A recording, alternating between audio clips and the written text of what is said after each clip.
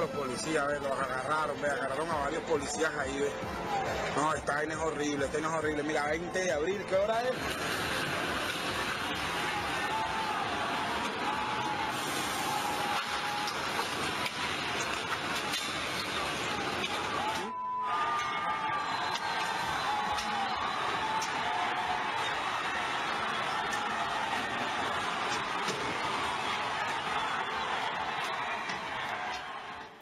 Bien, amigos, ¿cómo están? Bienvenidos a TV Perú Mundo. Los saluda Paola Pejové, Francisco Belaunde en el análisis. Y hoy estamos empezando con imágenes desde Venezuela, sobre todo que son imágenes que han enviado, son los propios ciudadanos de la ciudad de Caracas que han grabado con sus teléfonos celulares y han subido a las redes sociales. Y se ve, por ejemplo, los saqueos que están aprovechándose muchos delincuentes en medio pues, de este movimiento. Así que vamos a comentarles que entre la noche del jueves y la madrugada de hoy, Caracas se ha sumido en el caos, y es que las protestas han sido aprovechadas por vándalos que han generado disturbios y saqueos, elevando así el saldo trágico de muertos. Por su parte, el gobierno denunció el ataque a un hospital materno-infantil. Veamos. Fuerzas de seguridad y manifestantes radicales se enfrentaron en medio de incendios, barricadas, detonaciones y gases lacrimógenos. En medio del caos, el vandalismo reinó. Una de las zonas más afectadas fue el sector de El Valle, en el sur de Caracas. Al menos 12 personas murieron, 8 de ellas electrocutadas durante los saqueos de los comercios de la zona. Entre las víctimas figura un comerciante, además de 20 locales que quedaron arrasados. Y después se fueron para la carnicería al lado y después saquearon a la panadería, donde hubo unos muertos en la panadería por problema eléctrico que hubo con un bateaje de 220. Aquí perdimos todo, pues. Se fueron, aparte, no, ojalá fuera la comedia, se fue todo y no nos sentimos seguros aquí. El Ministerio Público designó a 2 fiscales para investigar la muerte de civiles y los daños a la propiedad. Los últimos actos vandálicos han avivado las diferencias entre el gobierno y la oposición sobre quiénes serían los responsables. La canciller Delcy Rodríguez acusó a bandas contratadas por la oposición de atacar un hospital materno-infantil en la zona del Valle. Al menos 54 niños debieron ser evacuados del centro materno luego que manifestantes arrojaran e incendiaran gran cantidad de basura frente al hospital. La oposición, en cambio, sostuvo que el gobierno chavista es el único responsable de los actos violentos. No hay derecho a que la respuesta del gobierno frente a esta manifestación del pueblo venezolano sea la represión, la violencia y la muerte. El gobierno es el único que ha dicho en los últimos días que se está preparando para una guerra que no existe. Manteniendo la presión, los detractores del régimen anunciaron para este sábado una nueva marcha de silencio hacia las sedes de la conferencia episcopal y un trancón nacional o bloqueo de vías para el lunes próximo. Y vamos a comentar este tema. Sí, de por sí Caracas es una de las ciudades quizás más violentas del mundo. La madrugada de ayer, la noche de ayer y la madrugada de hoy simplemente ha sido una zona sin control, de los cuales se aprovechan los delincuentes de infiltrarse también entre los manifestantes. Bueno, y también pobladores que, bueno, en medio de la escasez que se sufre, pues buscan aprovechar la ocasión para, como en este caso, eventualmente saquear una panadería. Lamentablemente en total han muerto 11 personas en la noche, ¿no? Muchas de ellas electrocutadas, además. Bueno, eso es lo que sucede en este tipo de situaciones. La violencia se acrecienta. El gobierno, por supuesto, como se ha visto, acusa a la oposición. Incluso le ha dicho que supuestamente han provocado un ataque, ¿no? Han dirigido un ataque a un hospital de niños, ¿no? Pero una vez más, ¿no? Como decía ayer, ¿no? La palabra del gobierno está bastante devaluada, en el sentido que siempre han hecho todo tipo de acusaciones, pero a la hora de mostrar pruebas, pues simplemente no han estado, no han habido pruebas, ¿no? Lamentablemente esto probablemente se va a agravar, y toda la cuestión es, como se ha dicho varias veces, es hasta qué punto la oposición va a poder mantener la presión sobre el gobierno sin que en algún momento baje el nivel de movilización, ¿no? Porque finalmente es eso, es una especie de pulseo entre el gobierno y la oposición para ver si es que la oposición logra alcanzar una especie de ritmo, ¿no?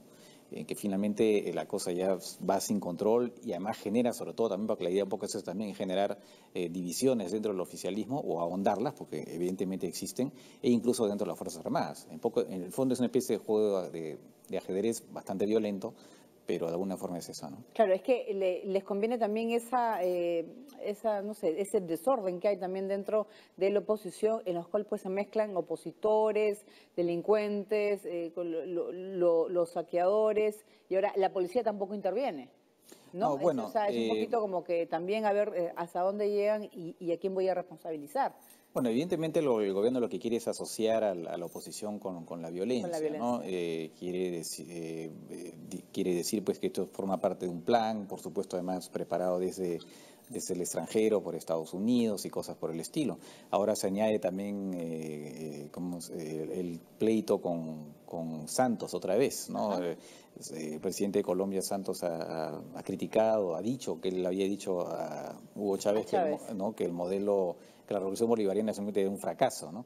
Entonces ha replicado Maduro y le ha mandado una andanada de ataques a Santos, ¿no? Claro, todo eso configura pues lo que indica que a nivel externo el aislamiento del régimen venezolano es cada vez mayor, ¿no? Porque si ya Colombia, que había tratado de mantener la mejor de las relaciones con Venezuela, a pesar de las discrepancias, a pesar de todos los problemas, ya de parte del presidente Santos hay unas frases más duras, críticas, entonces eso indica aún más que el aislamiento internacional de Venezuela se va acentuando, ¿no? Muy bien, justo precisamente de Nicolás Maduro, la empresa de telefonía celular Movistar. Será investigada a petición del presidente venezolano Nicolás Maduro, que ha acusado a la firma de impulsar el golpe de Estado contra su gobierno y apoyar la marcha del pasado 19 de abril. La empresa Movistar de Venezuela, así lo denuncio y he pedido una investigación, porque se sumó a la convocatoria golpista contra el país y no es su función. La empresa Movistar debe saberlo, no es su función. He pedido una investigación para establecer los hechos. Y no solo eso, Nicolás Maduro también se burló del manifestante que ayer enfrentó desnudo con una Biblia en las manos a una tanqueta de la policía durante la jornada de protestas contra su gobierno. Tú no te desnudaste ayer, ¿no? No, ok. Por si acaso, pues. En la casa llegó, en su casa sí se desnudó. Ay, no tienen límite para el ridículo esta gente, ¿vale? No digo más. No tienen límite para el ridículo. Todos los días es un show. Y qué cosa tan fea, ¿verdad? Pues si mostraran algo, cosa tan fea, ¿vale? Terrible. Una película de terror, pues. Nada más nos queda es reírnos. Muy bien, pues para él hay que reírse de la gente que está protestando. Sin embargo, es una persona pues que ha querido llamar la atención a nivel internacional de lo que está sucediendo en Venezuela. No solo eso, se ha visto gente llorando, desesperada por lo que está sucediendo. A veces no encuentran alimentos y es una situación que está llegando al límite y yo no sé hasta qué punto qué lo que puede hacer Nicolás Maduro contra el pueblo de Venezuela también. Bueno, es lo que decía, ¿no? Finalmente es un poco hasta dónde van a llegar estas movilizaciones y se van a mantener.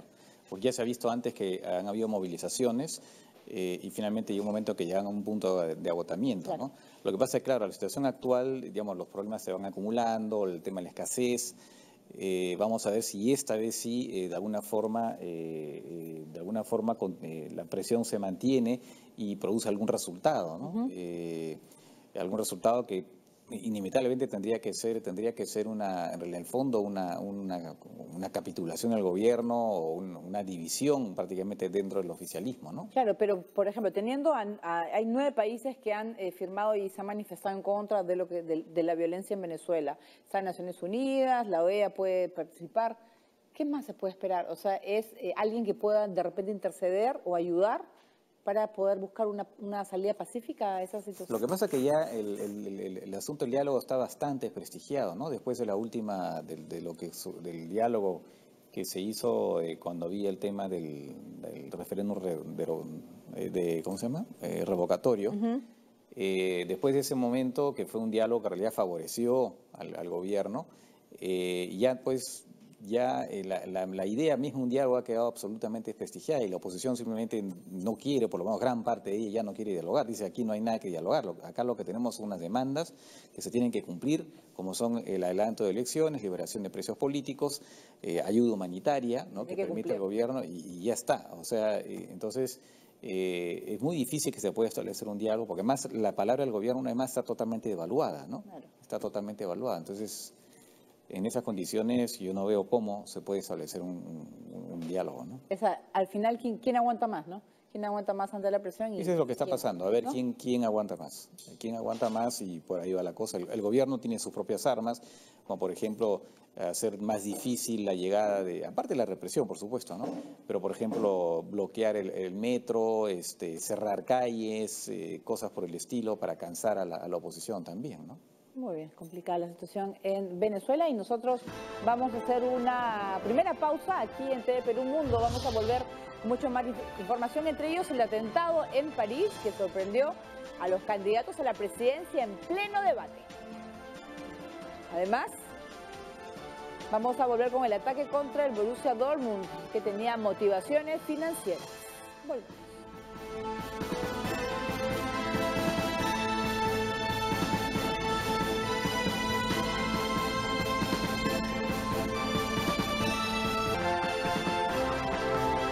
Seguimos con la información. Las autoridades francesas han confirmado la identidad del atacante de los Campos Elíseos, quien había recibido una condena de 15 años en el 2005 por tentativa de homicidio.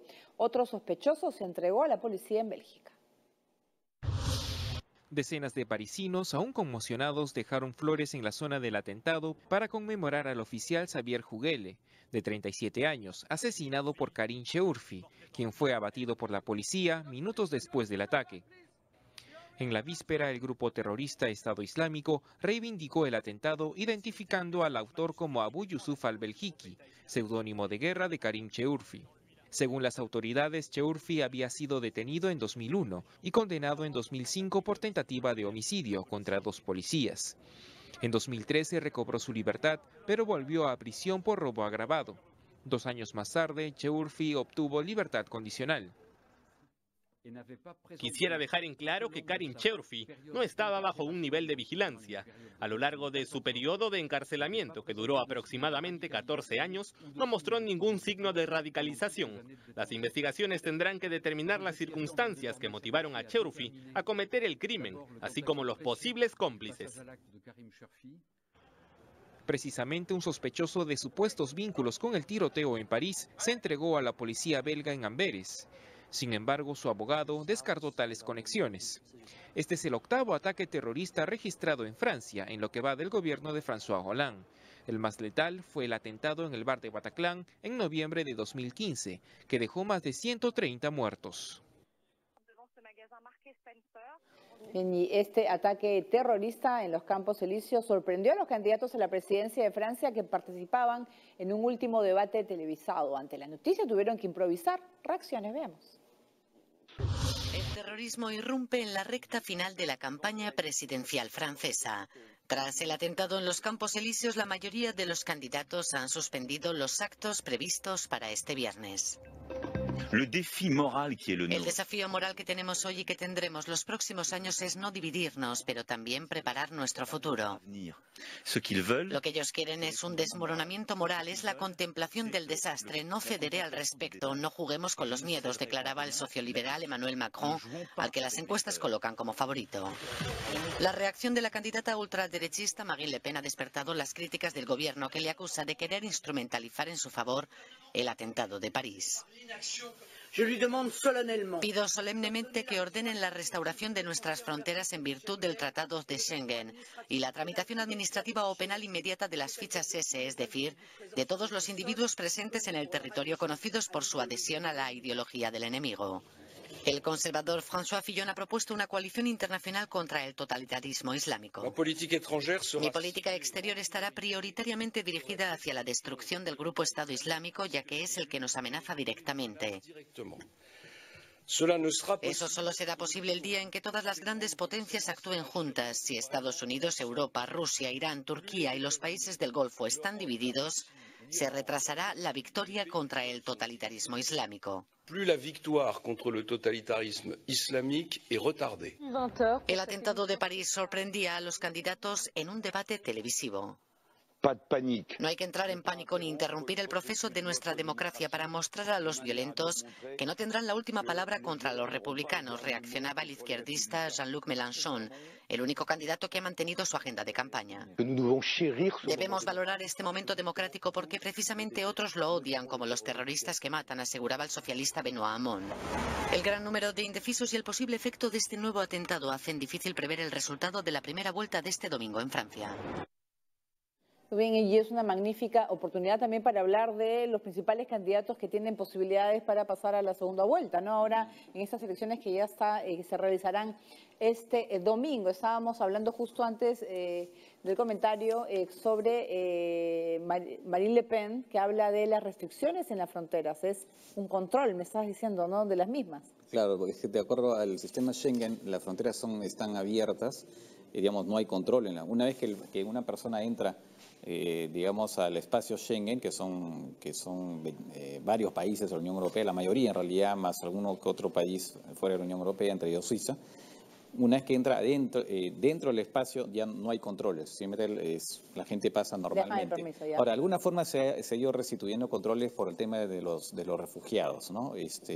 Porque el sistema Schengen permite restablecer controles en situaciones extraordinarias, ¿no? También, por ejemplo, se ha hecho contra los vándalos de los hooligans, cuando hay partidos de fútbol, en fin, cosas por el estilo.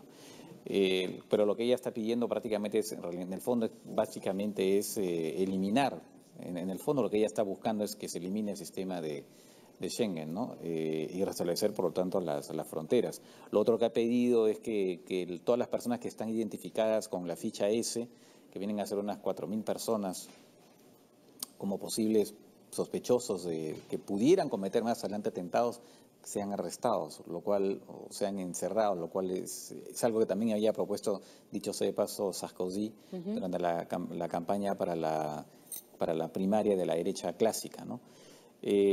Pero, en fin, lo que hay que decir es que lo que decía ayer, ¿no? En realidad se ha mejorado muchísimo en Francia y en otros países europeos la lucha contra el terrorismo.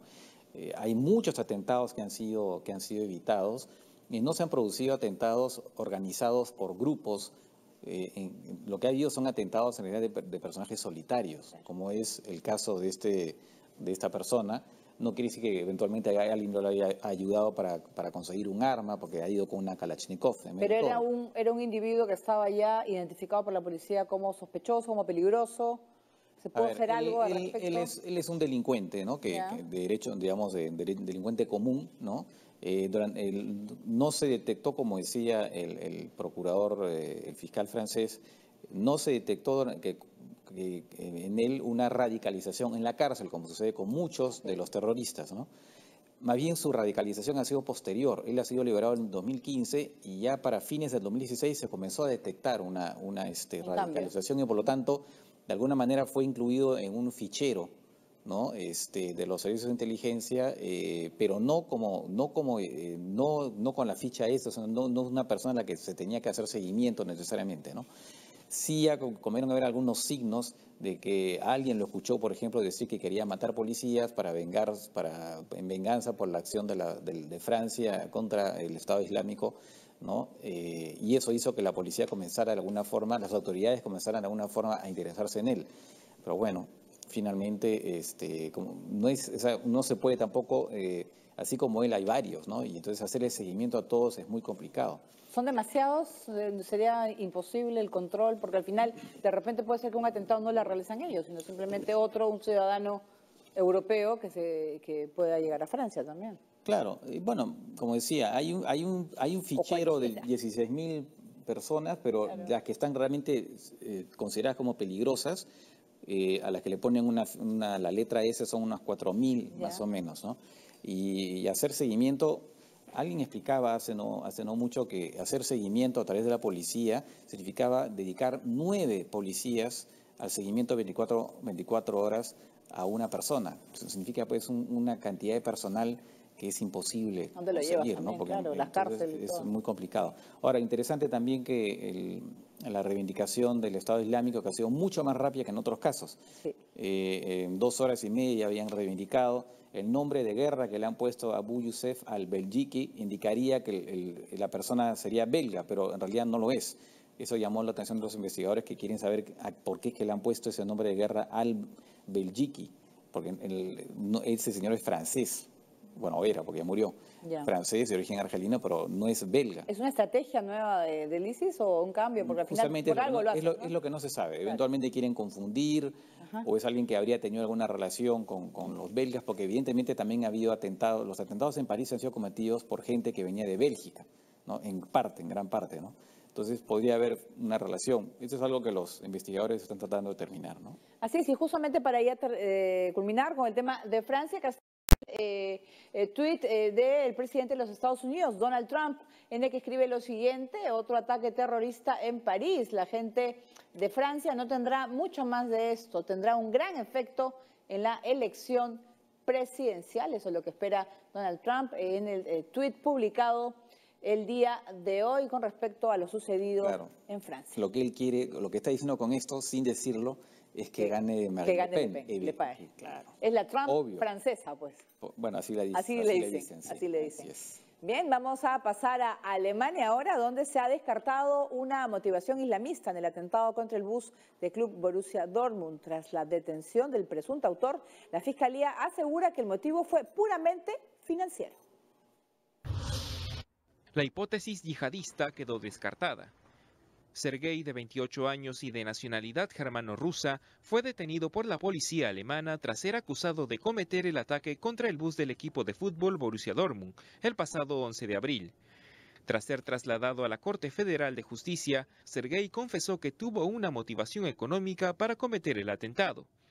Minutos antes del ataque había comprado 15.000 acciones a futuro con el objetivo de hacer especulaciones financieras con el desplome del precio de las acciones del club. También había adquirido derechos de venta mediante un crédito de 40.000 euros. El sospechoso compró 3 derechos de venta de las acciones del Borussia Dortmund. Con ello apostó por la caída de acciones del club. Además, compró la mayoría de estos productos financieros el día del ataque. Sin embargo, el beneficio habría sido mayor para el Borussia Dortmund. El entrenador del club, Thomas Tuchel, saludó la labor policial, así como de las autoridades judiciales. Esta detención fue muy importante para todos los que estuvimos afectados y queremos que esto sea aclarado. Es una buena sensación. El último ataque terrorista en Alemania ocurrió en diciembre pasado, en el que un conductor embistió y mató a 12 personas en un mercado navideño en Berlín. Muy bien, vamos a hacer una nueva pausa y vamos a volver con Wikileaks, que reveló el manual de la CIA para convertir televisores inteligentes en espías. Volvemos.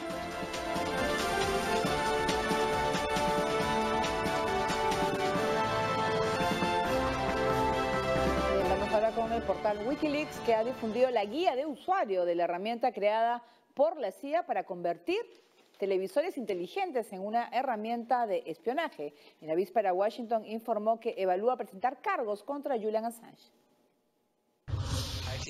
Los televisores no solo eran inteligentes, sino también espías, según las últimas filtraciones del portal Wikileaks, que revelan que la CIA grababa a los usuarios de la serie F de Smart TV de Samsung. En la nueva entrega de filtraciones del proyecto Vault 7, Wikileaks difundió las 31 páginas de instrucciones de la herramienta Weeping Angel, con la que la Agencia Central de Inteligencia de los Estados Unidos podía grabar, enviar o almacenar audio a través del micrófono incorporado de los televisores inteligentes de Samsung. De acuerdo con Wikileaks, este documento fue creado por la inteligencia británica MI5 y la CIA, evidenciando la colaboración conjunta en el desarrollo de malwares y virus de todo tipo.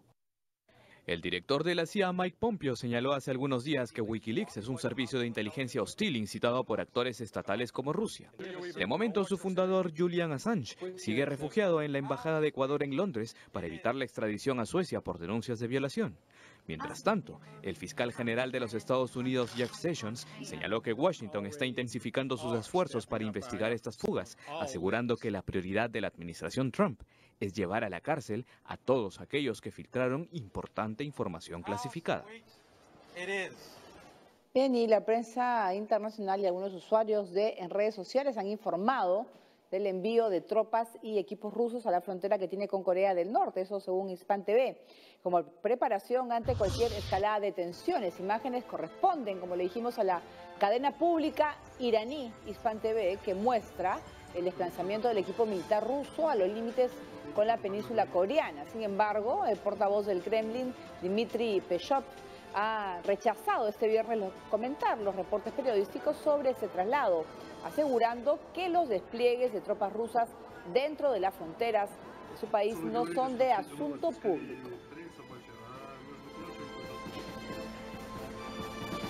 Y bien, mientras el gobierno sirio entregó a 1 centenar de prisioneros de guerra en un intercambio con los rebeldes y se reanudó la evacuación de civiles en las zonas asediadas. Para el jefe del Pentágono dice que Tel Aviv, que Siria aún tiene armas químicas y se completa la evacuación de varias ciudades asediadas. Luego de un retraso de 48 horas, se reanudó la evacuación de sirios de 4 ciudades asediadas por los rebeldes como parte del acuerdo de intercambio alcanzado entre opositores y autoridades de Damasco. El éxodo ocurre días después del ataque con carro bomba contra un convoy que dejó más de 120 muertos, entre ellos 60 niños. La agencia de noticias Reuters también informó que 100 prisioneros de guerra fueron entregados por el régimen de Bashar al-Assad como parte del acuerdo de intercambio con los rebeldes y ya están en territorio controlado por la oposición en las periferias de Alepo. En este contexto, el secretario de Defensa de los Estados Unidos, James Mattis, se reunió con el primer ministro israelí Benjamín Netanyahu, con quien abordó temas de seguridad regional, como las amenazas que supone Irán para Medio Oriente y el uso de armas químicas en Siria. En conferencia con su homólogo israelí Avigdor Lieberman, el jefe del Pentágono se mostró convencido de que Damasco aún tiene en su poder armas tóxicas. La conclusión es que no puede haber duda en la mente de la comunidad internacional de que Siria ha retenido armas químicas en violación de su acuerdo y su declaración de que los había eliminado a todos. No hay más duda. Mattis no ha querido revelar la cantidad de armas ni cómo están obteniendo esa información. En lo que insiste por el momento es en asegurar que Siria está violando las resoluciones del Consejo de Seguridad de las Naciones Unidas sobre estos asuntos. Bien, y sobre todo cuando Siria ya había asegurado haberse deshecho de todo su almacén de armas químicas en el 2013, ¿no? Bueno, pero ya se ha visto que digamos, en todo caso no habría entregado todo lo que tenía, ¿no? Porque todo apuntaría en todo caso a que ha sido Siria la que claro, fue la que dio el ataque, ¿no? Quería comentar un poquito también esta noticia supuesta de que Rusia está enviando tropas a la frontera con Corea del Norte. Hay que decir que esto viene pues efectivamente de una cadena de televisión iraní. No hay otras fuentes, digamos, independientes, serias, que confirmen esa noticia. Ha sido desmentida por el gobierno ruso, pero yo por lo menos no he visto en ninguna otra parte esta noticia, así que hay que tomarla con muchísima prudencia, porque claro, una noticia así puede hacer pensar, uy, ya se viene, Rusia también se mete en el tema del Corea del Norte y se viene la guerra. No, a ver. ¿O sería el objetivo ese? Eventualmente, ¿no? Una cosa sensacionalista, en fin, ¿no? Por eso que las noticias a veces hay que tomarlas con mucho cuidado cuando no hay confirmación de diversas fuentes. Y esta posición del Pentágono de que no hay duda de que Siria guarda armas químicas y que podría usarlas en cualquier momento, también es una manera también de justificar posibles acciones de los Estados Unidos en Siria. Bueno, por ahora en todo caso Estados Unidos no ha vuelto a hacer un ataque, o sea, lo que ha hecho es un ataque muy concreto, pero hasta ahora no ha hecho, digamos, no ha lanzado nuevos ataques. No necesariamente Estados Unidos va a lanzarse en nuevos ataques porque, bueno, ya de alguna forma ha chocado con Rusia, como se dice. Tampoco está en su interés digamos, en enfrentar a Rusia en ese escenario, ¿no? Pero sí, evidentemente que la posibilidad de que Siria pueda tener armas químicas, por supuesto, yo creo que es sumamente, eso es perfectamente imaginable, preocupante, ¿no? Y es preocupante, claro que sí. Muy bien, nosotros ahora vamos a hablar del presidente turco Recep Tayyip Erdogan, que se reunirá con su homólogo estadounidense Donald Trump en Washington entre el 16 y 17 de mayo, en lo que sería la primera reunión desde que el republicano asumió el cargo en el mes de enero. Los lazos de ambos países se han deteriorado bruscamente desde el fracaso del golpe de Estado en julio pasado y los desacuerdos mutuos sobre el apoyo que ofrece Washington a las milicias kurdas que luchan contra el Estado Islámico en Siria. Mientras tanto, el principal partido de la oposición turca presentó un recurso de apelación ante el tribunal conocido como el Consejo de Estado contra la decisión de las autoridades electorales de aceptar las papeletas que no fueron selladas en el referéndum que ganó Erdogan y le dan camino libre para ampliar todo su poder.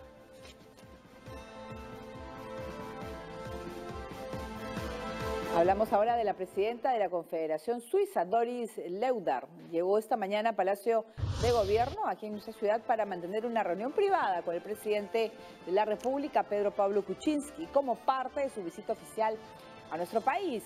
Leudar fue recibida junto a su delegación oficial por Kuczynski en el patio de honor de la Casa de Gobierno.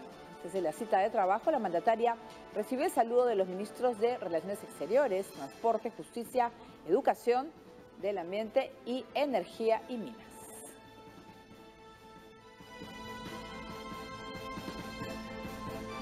Bien, hacemos una breve pausa y vamos a volver luego de la misma a conocer por qué Rusia ha prohibido a los testigos de Jehová.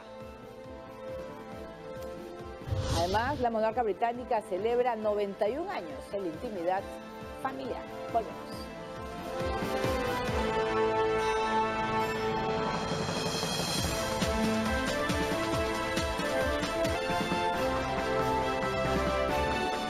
Alertamos que la siguiente nota puede resultar realmente impactante. Viene de Irán y se trata de una extraña explosión ocurrida cuando un hombre arrojó una colilla de cigarrillo a un agujero de la vereda. Pese al estallido, el hombre ha logrado sobrevivir. Hay quienes creen que la explosión se debió a una concentración de gas en la alcantarilla, pero otros también creen que el hombre, que se ve segundos antes en el video, arrojó pólvora en el agujero. Este incidente se registró el 29 de marzo en Teherán, pero el video se ha viralizado recientemente en Occidente.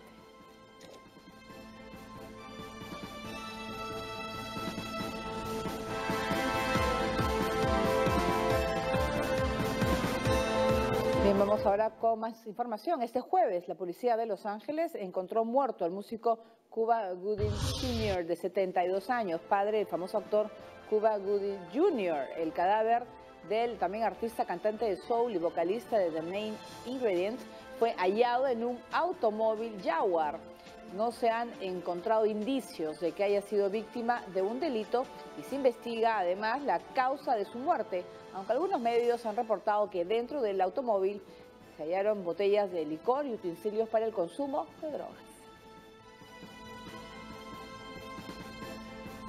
Y la Corte Suprema de Rusia ha prohibido la labor de los testigos de Jehová en todo el país al declararla organización extremista. El juez del máximo tribunal ruso falló a favor de la demanda presentada el pasado 30 de marzo por el Ministerio de Justicia, que señalaba que este movimiento religioso de base cristiana constituye una amenaza para los derechos de los ciudadanos, el orden social y la seguridad pública.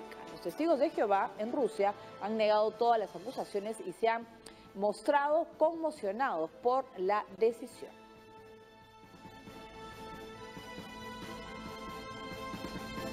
Muy bien, los testigos de Jehová prohibidos en Rusia, ¿no? ¿Por qué? ¿Cuál es el problema de libertad religiosa?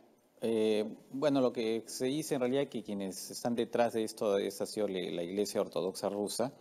Se sabe que hay una alianza muy fuerte entre la Iglesia Ortodoxa y el gobierno. Putin, es más, Putin, ex agente soviético, asiste a las celebraciones religiosas, ¿no? Entonces, esa sería un poco la motivación de lo que estaría detrás de esta decisión, ¿no?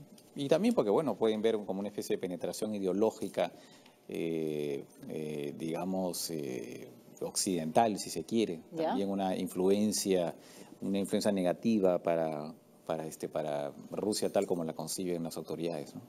Muy bien. Vamos ahora a hablar De otras informaciones, a través de la detonación de la artillería real en el emblemático Hyde Park de Londres, la reina Isabel II ha celebrado su cumpleaños número 91.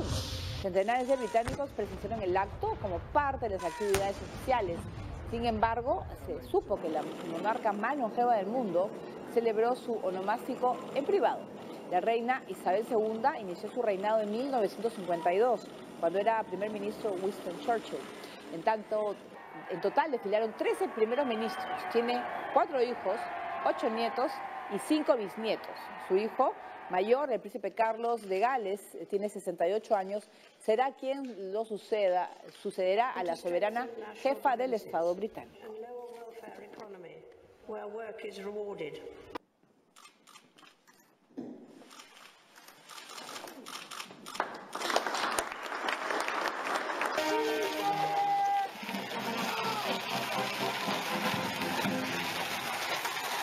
Pero antes de irnos vamos a actualizar la información internacional a esta hora de la tarde. Tenemos que el vicepresidente norteamericano Mike Pence visita Sydney para reafirmar la alianza entre los Estados Unidos y Australia para hablar de seguridad regional, comercio y dejar atrás una tensa conversación telefónica que sucedió en enero último entre los dos mandatarios. Donde se dice que le cortó, que cortó la llamada. Le tiró el teléfono. Tiró el teléfono a Donald Trump. Y luego tenemos la otra información que viene de Chile, que Santiago será sede de los Panamericanos 2023. Según esta última información, es de 24 horas de la televisión chilena. Muy bien, con esta nota nos despedimos. Muchísimas gracias. Para mí es un gusto estar en esos días con ustedes en TV Perú Mundo. Gracias, Francisco. Y nos vemos.